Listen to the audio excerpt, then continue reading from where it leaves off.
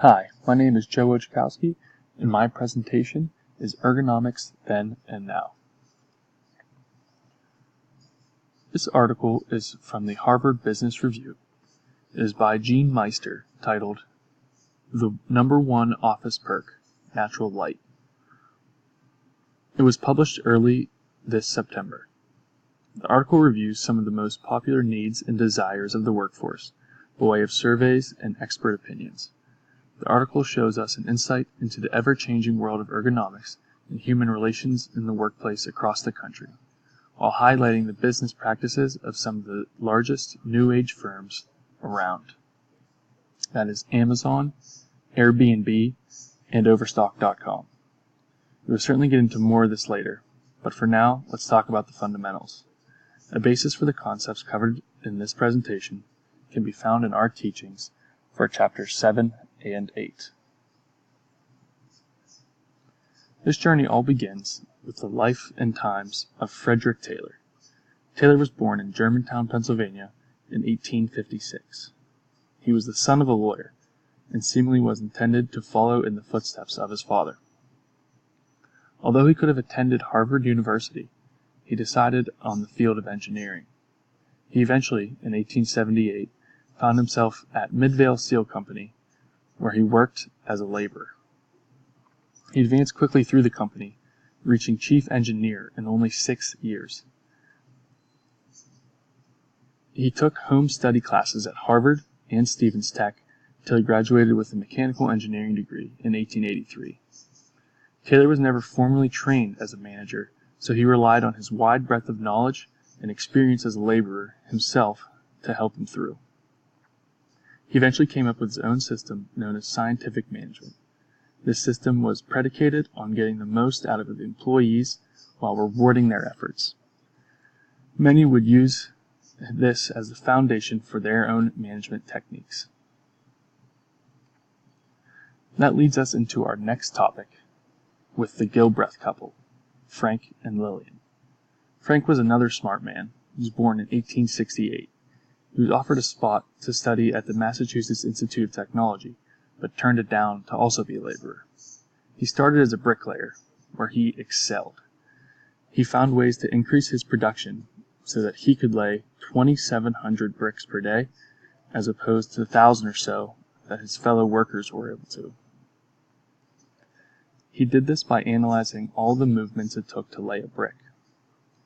He's able to take bricklaying from 18 motions down to 4. Many were amazed with his capabilities. This started his career into the study of human motion on the job. This got him known as the father of ergonomics, with his wife as the first lady of management. They became famous for things like his scaffolding concepts that made construction more efficient and easier on the employees. He and his wife also became famous for the motion studies that showed every moment that a worker moved and everything they do in detail so that it can be streamlined and cut down to the essence of the job. Gilbreth even made his own list of words and accompanying symbols to describe the motions that he felt was needed to complete a job.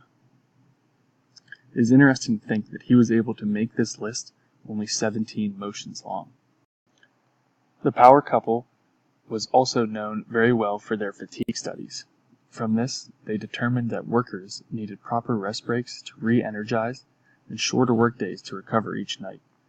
They made suggestions to companies to provide amenities like reclining chairs, break rooms, and other entertainment.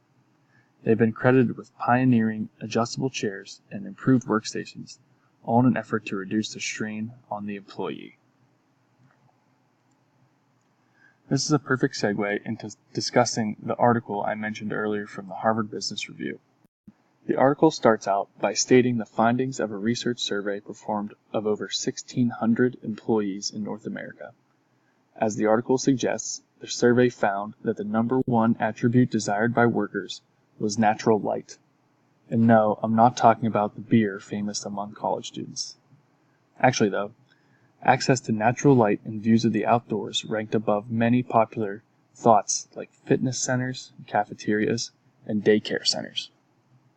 Almost half of the employees surveyed reported that they did not get enough natural light. A very similar number of employees said they feel tired at work because of the absence of natural light, and a few less report feeling gloomy because of their lack of natural light. This would be considered a big point of contention for the pioneers I mentioned earlier, because this would directly affect how productive these employees could be. The answer seems pretty simple then. Let the employees have more natural light. The access to light affects the overall well-being of both the employee and the company. The article also points out a study that showed 73% of the day is spent looking at screens. As we may know, eye fatigue is significantly increased when looking at screens. Views of the outside are desired by employees to give a visual break. While it may seem to reduce productivity in the short term, it will prevent injury and allow a worker to get more done over the course of the day. Natural light is also less harsh on the eyes by glare than electrical lighting. In a Cornell study, daylight office environments reported a 51% drop in the incidence of eye strain, 63% drop in the incidence of headaches, and 56% reduction in drowsiness. The survey used found 78% of employees say access to natural light and views improved their well-being, and 70% report improved work performance. I believe that Gilbreth would love this idea for its reducive eye strain and the overall productivity of the employees. This article also talks about some of the big companies flourishing in this century and how they use this data. Specifically, I will talk about Amazon, Airbnb, and Overstock.com. In Salt Lake City, Utah, Overstock's 230,000 square foot office features a panoramic view of Salt Lake Valley. You can see it there in the bottom right. Rather than using traditional blinds and partially obstructing the view, Overstock CEO Patrick Byrne wanted a different solution, so Overstock installed 30,000 square feet of smart windows, which automatically adjust to optimize natural daylight, allowing workers to shield glare from computer screens, and it also maintained the view for their employees. This creativity is a great example of applying the concepts of ergonomics to the whole staff in order to increase productivity.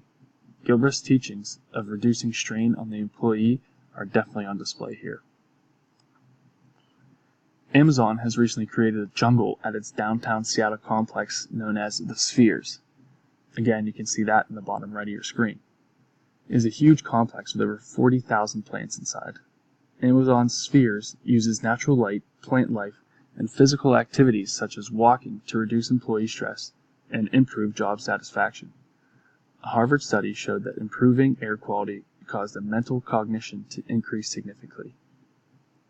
As the article points out, it is interesting Amazon has chosen to invest in the Spheres project rather than other perks such as free lunches and snacks to increase employee morale. I'm sure any manager would like to have this as a way to keep their employees happy, prevent turnover, and recruit new talent. I think Gilbreth would definitely say that this idea is very useful for allowing a natural break and entertainment for his employees, as he had recommended. Airbnb has designed its customer call center operation in Portland, Oregon to follow these principles as well, again seen in the bottom right of your screen. Rather than common call centers with no windows and all cubicles, the Airbnb call center is designed to be an open space with access to natural light and views of the surroundings. They even replace desks and phones with long couches, standing desks, and wireless technology. Gilbreth would also love the ideas of making the employee comfortable in their workspace. However, I don't think that he would love the free-flowing environment created here. It would definitely drive him and Taylor crazy. It'd be tough to do a movement study on some of these employees for sure. Often, organizations design workspaces for executives. The lower-level employees do not have access to light because the top dogs take all the offices on the outside of the floors. In fact, some European Union countries mandate employee proximity to windows as part of their natural building code. This goes against the teachings that each employee should be treated the same and have access to the best ergonomics. So that's it for today. I hope you all enjoyed this presentation. If you have any questions or comments, I'd love to discuss with you all below. Have a good day.